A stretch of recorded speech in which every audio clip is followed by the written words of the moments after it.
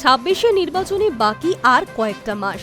তার আগেই বঙ্গ বিজেপিতে আদি নব্য সংঘাত মেটাতে আসরে খোদ অমিত শাহ।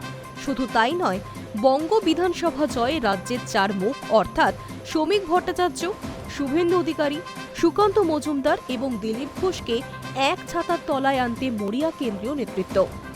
তবে ২৬-এর বিধানসভা নির্বাচনে টিকিট পাওয়া সহজ হচ্ছে না বিজেপি নেতাদের। এজন্য ২ মাস যোগ্যতা প্রমাণ করতে হবে বিধায়কদের।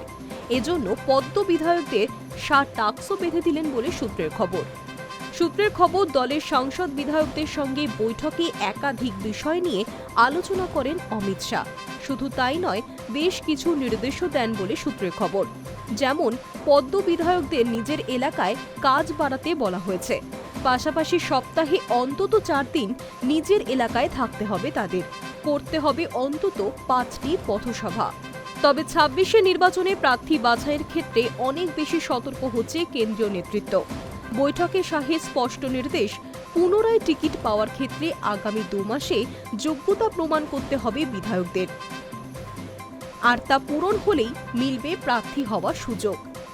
বলে রাখা প্রয়োজন, বিধানসভা হোক কিংবা লোকসভা নির্বাচনে প্রার্থী নিয়ে ক্ষোভের মুখে পড়তে হয় বঙ্গ বিজেপি নেতৃত্বকে।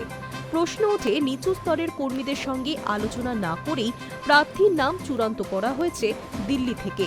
কার্যত সেই ঘটনার পুনরাবৃত্তি যাতে না ঘটে, সেদিকে তাকিয়েই এবার প্রার্থী বাছাইয়ের যোগ্যতাকে প্রাধান্য দিচ্ছে শাহ অ্যান্ড কোং।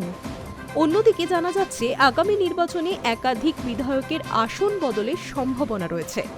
পাশাপাশি প্রাক্তন সাংসদদেরও তার নিজ নিজ কেন্দ্রে অবিলম্বে সক্রিয় হতে শাহ নির্দেশ দিয়েছেন বলে সূত্রের খবর। High news network.